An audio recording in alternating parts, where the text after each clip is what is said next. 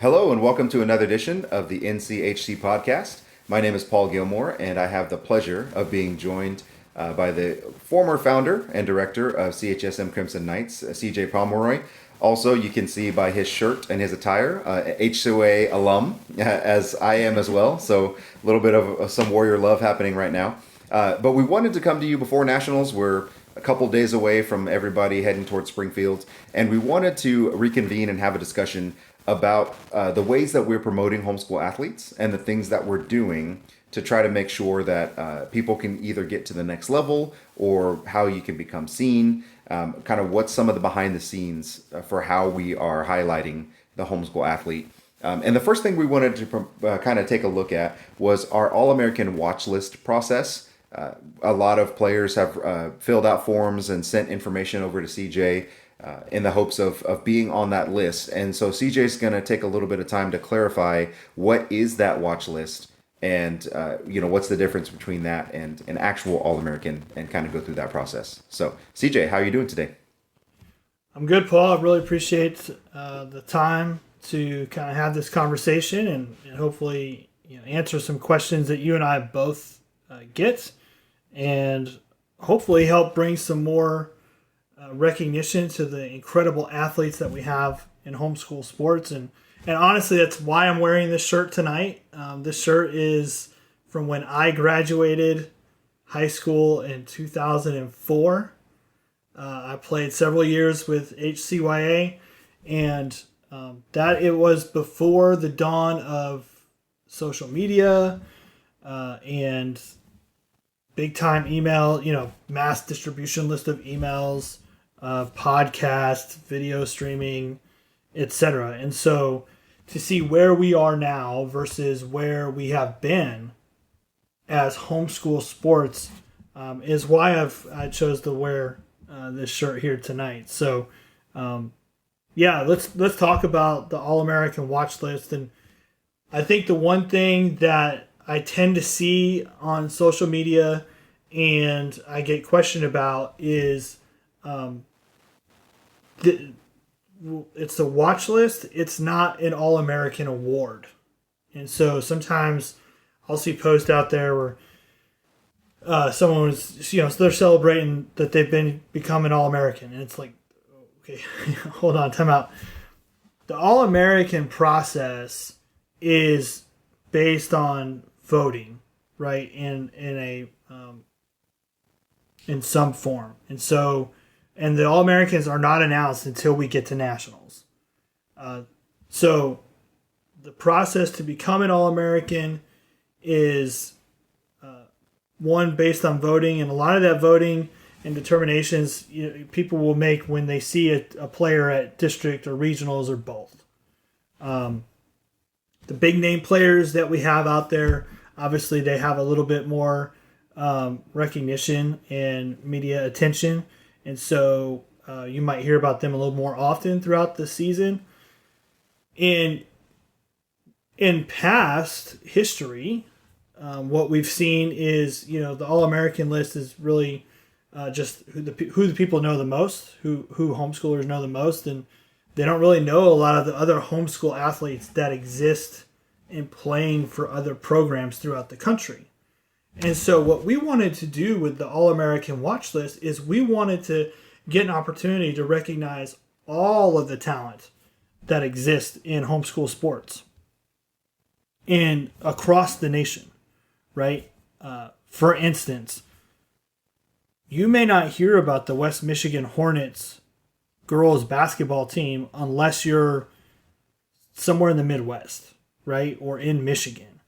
But last year we saw that was a really talented team. And they had a couple of girls that were really good. And the same thing goes for guys across different aspects. Lincoln Eagles, on both the guys' side and the girls' side, had some very, very talented athletes.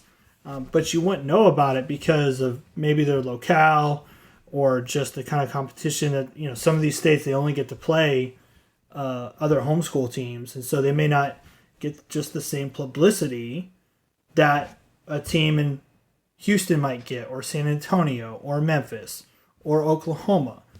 So the watch list is our opportunity to really look at all of the great talent in homeschool sports and then say, hey, these are the players that we think could make the All-American team. These are what we call the watch list players.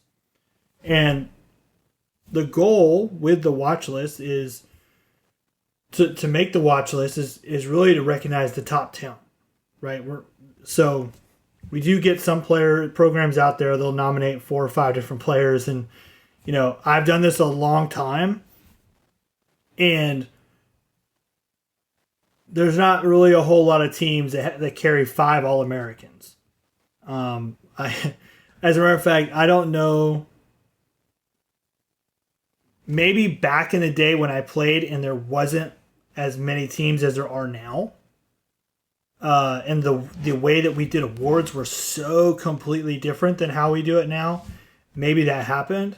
But I'm going to call it modern homeschool sports history, you don't really see that. I think the last team that maybe could have pulled something like that off would have been the Oklahoma City Storm when they had Friday and BJ, and they had a couple other kids. I think they had 5 kids that played college. They were all starters. They may have had a team that could have been 5 All-Americans. So we do see some of that. And so then what happens is we have to just kind of look at that and say, okay, well, we know you're a good team, but we also know that there are some times where coaches, they want to celebrate their athletes, and that's great. And so we have to kind of go through this process of looking and filtering and deciding, as a group, who makes that watch list. So by no means does it mean that they're not good players, right? It's just trying to recognize that the All-American watch list is, really meant for the top 2 or 3 players on the best team in the country. And I'll say this, because we have a lot of nominations on the All-American watch list, but I think I can say with a lot of confidence in nearly 20 years of doing this, all the teams that are in Division I this year probably has someone that should be considered for the All-American. And so I say that because we've got 92 nominations for the All-American watch list. But not every team that's made Division I this year has nominated an athlete. And so I really want to take this opportunity also to just kind of encourage coaches and athletic directors out there. If you're in Division I or you're in that Division I, Division II play-in next week, I am willing to bet that you have someone on your team that is really, really good and that people need to know about. And we want to know about them, but the only way to do that is through our All-American Watch List nomination form. And so it's really important that we get coaches to get out there and nominate. It can also come from parents. It can come from players. We do have a list. When you fill out the form, it says, who are you, right? Because, we got some very confident players, but, sometimes it's a little more confident than maybe they should be. But, it's great, though, nonetheless, to see that. We want to go back to the coaches and say, hey, look, this is the nomination we have. This is the person we're considering. We need some more information to help us in this process. And so that kind of takes me into the form. When you get on the form, you'll see there are some requirements to be on the watch list. And just real quickly, your primary team has to be varsity. I had a coach ask me recently, what if they play JV? Look, if you have an athlete that dual rosters, that's fine. It's just the primary team that player is going to be on is the varsity team, because we're trying to recognize the top of the top here in homeschool sports. The other one is, academically, you have to be eligible, right? So that should be a given, and it should be a simple one, because you're technically not supposed to play for your team if you are not maintaining a C average and academic eligibility for your schooling. The other one is if you were the regional MVP, or you were an All-American in 2024, or you were the district MVP in 2024, you are eligible. You're also eligible if you're on the 2025, which I need to update the form here I'm seeing, but when we put the form out, it initially said 2024 district MVP or all district team. It should now say 2025 district MVP or all district team. Or if you were a 16U MVP at Nationals last year. So because we recognize that some of the best 16U players are going to move up to varsity, and they should be eligible for All-American Watchlist nomination. And so we wanted to make sure that the best 16U players from last season could qualify for consideration. And that's the key right there. When you nominate on the All-American Watchlist, all you're saying is, we believe that this player warrants consideration to be on your watch list, to get the publicity and the recognition that comes with being on the watch list, to help get that player's name out there, both for other homeschool programs to see the great talent that you have, for families to celebrate the kids that they have out there that are doing great things, or for college coaches to see the best talent that we have in homeschool sports. So it's just, when you put them on there, they're there for us to consider. And so then what we do is we look at all of the nominations on a boys' side and a girls' side. And, the first thing we do is we've got the eligibility requirements, but then, we're really kind of looking for, initially, when we're talking about the best players, like, okay, who's talking to colleges, right? We have some players out there that have had lots of conversation with a lot of colleges. Maybe they haven't got a commitment yet. Maybe they're not ready to commit, or maybe they don't have an offer yet, but they're talking to coaches. If you're talking to a college coach, chances are you're a very good player, because a college coach is not going to talk to someone that they don't want on their team, that they're not interested in. So we're looking for, the first thing that we look at, it's not going to say it's the only thing, but the one thing that we look for is, are you talking to a college, right? And then the next thing that we look for is, are you ranked in your city, state, county, some magazine that promotes, high school sports. I think about Caden Greenlee, and I'm just going to pull up his thing here. But, Caden, where are you, Caden? Here we go. Caden is a phenomenal player. But when he filled out his form, and I'm just double checking myself here so that I'm not lying. Let's see, Caden. Here we go. So he's a 4-year varsity player. No college offers. He's not committed anywhere. But he has a player ranking of 4th in his state. And 15th in his state, according to Max Preps. Now, I understand that Max Preps and how they do seedings and rankings, et cetera, is dependent upon who puts in, all of that information for the state or the city or whatever. But to be that high means that Caden's like really, really good. So even though Caden didn't have any offers or commitments on the form that he put in, the fact that he's ranked so high in the city or the state according to Max Preps, says, hey, we really need to look at, what is this athlete doing? And then when you dive into it, you're like, holy cow, Caden's out here shooting 40% from the 3-point line and averaging 25 to 30 points a game.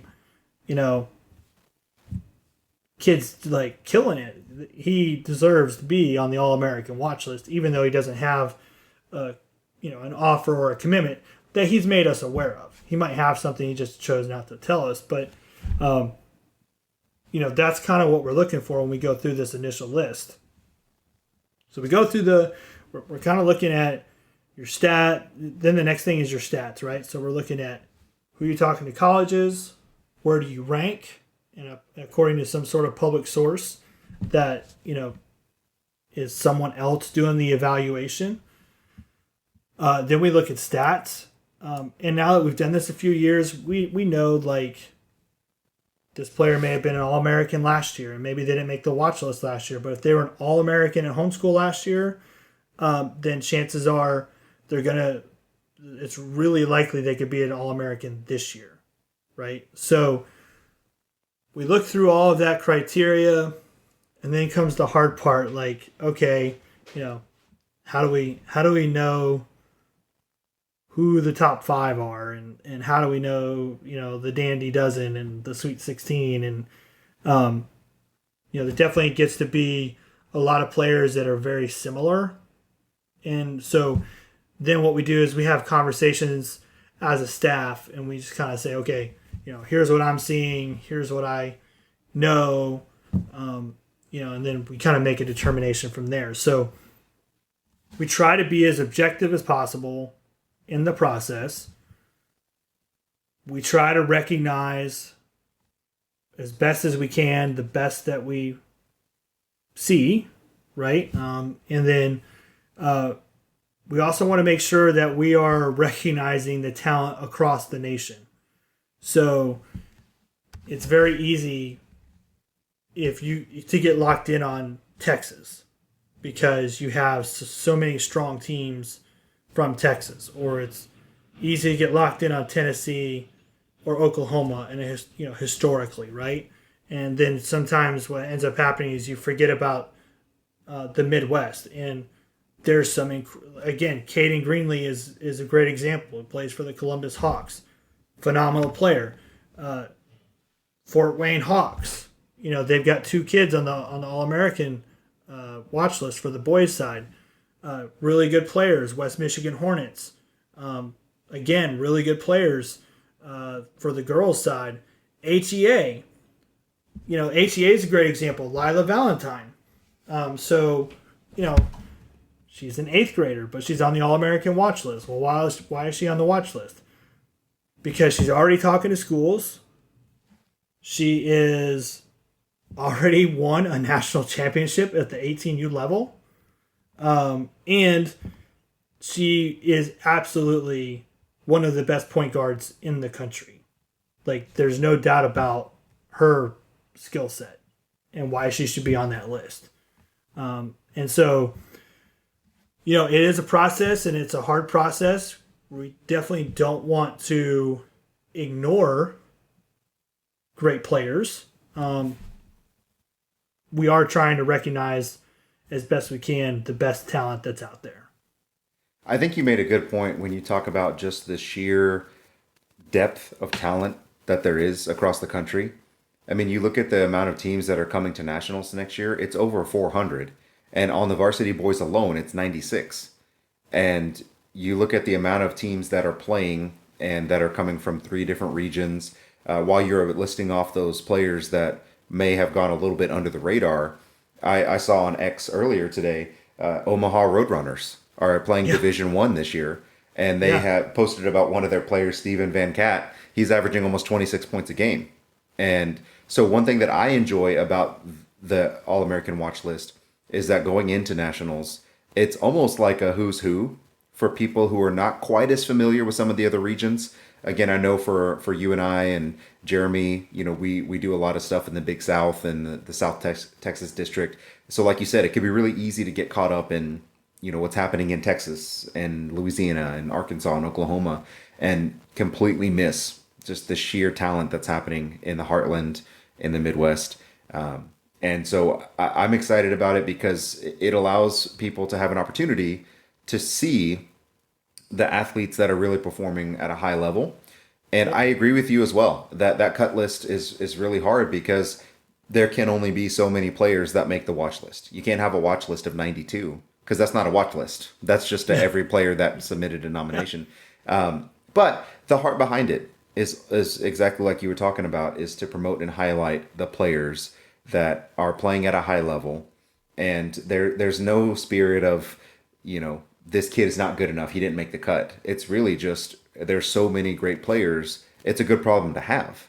It's like the conversations they have in the NBA during every All-Star weekend about who got snubbed. I mean, you could make the case for so many different people that are making that list.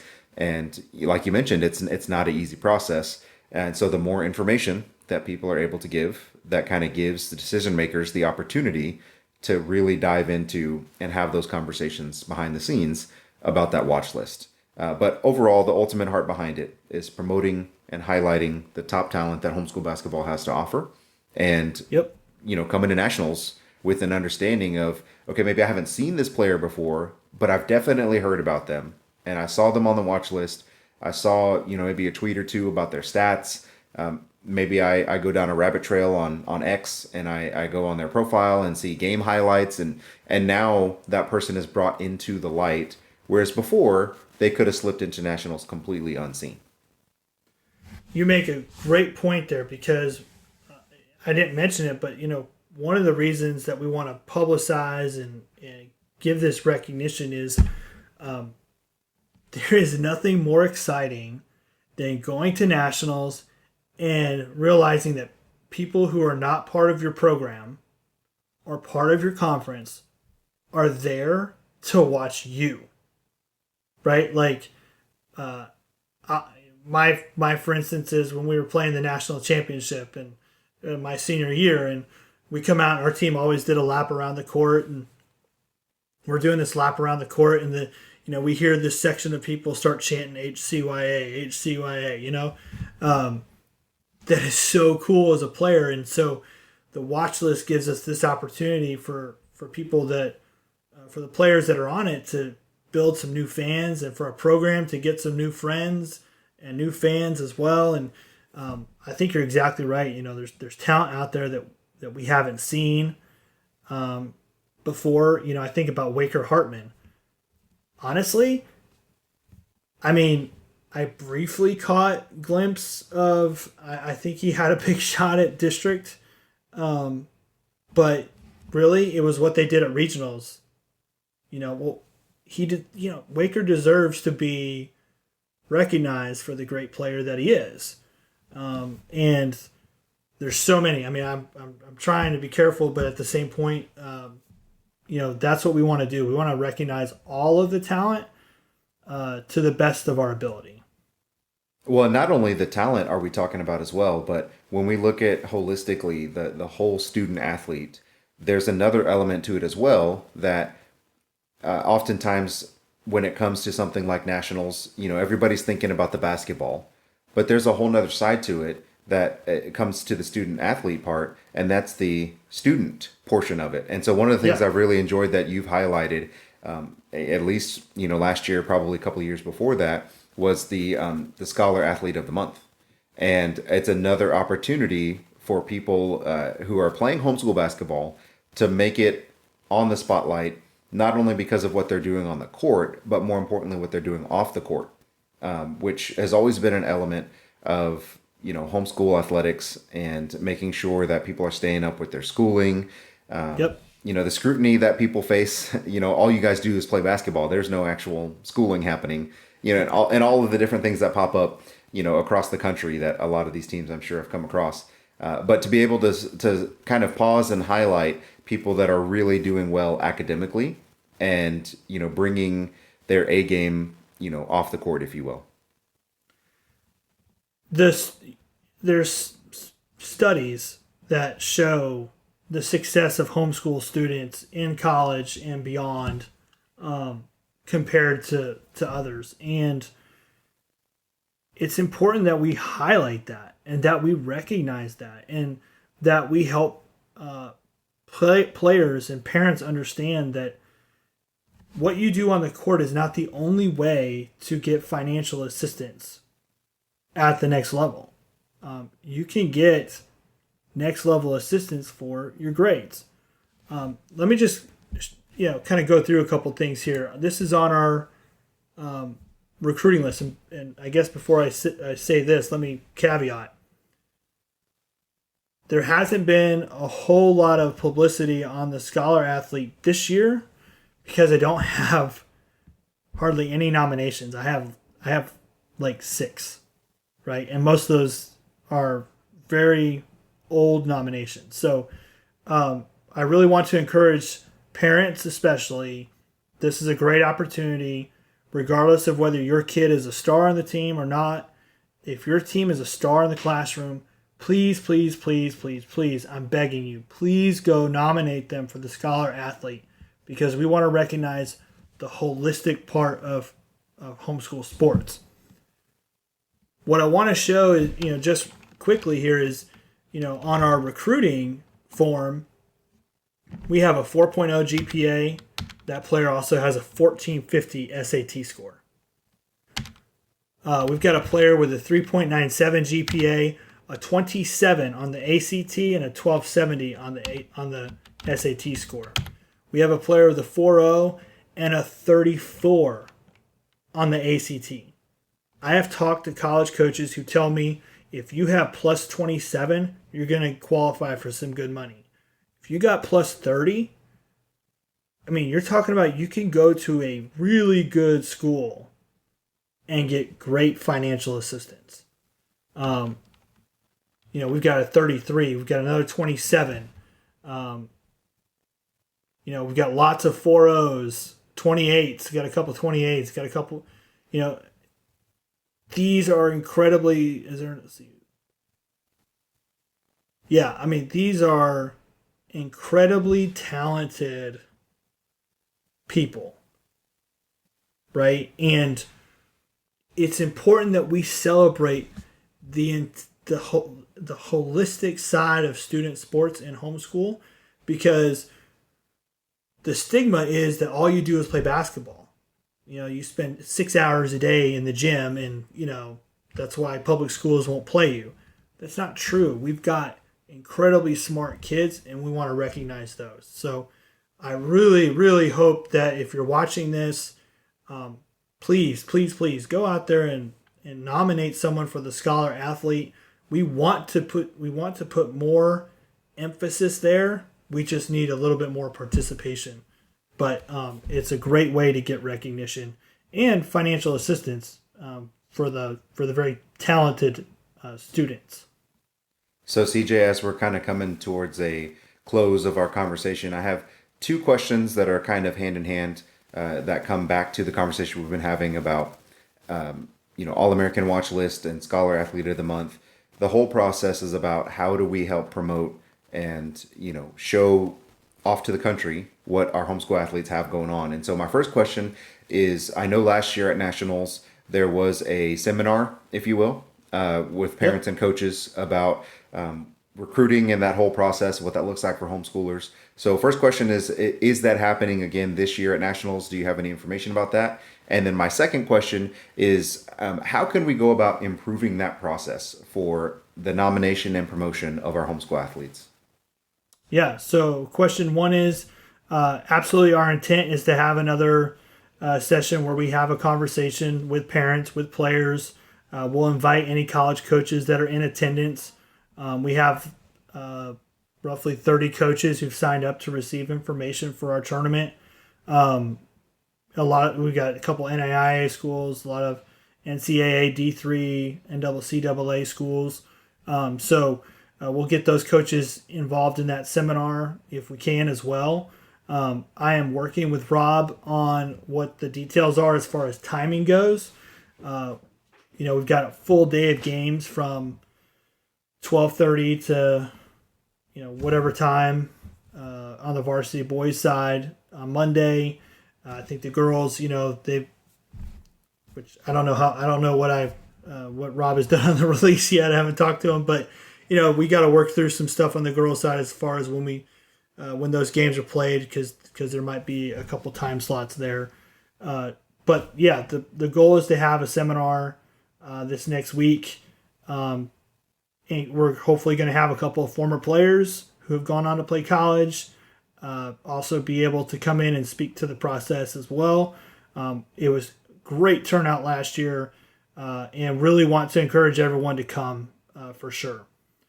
And then as far as how do we do better and how do we make the process better? So one, I really want to encourage folks, if you have X and you follow at NCHBC Next Level and you see us post a commitment alert, an offer alert, news, etc., really want to encourage you to like that post and then also repost it.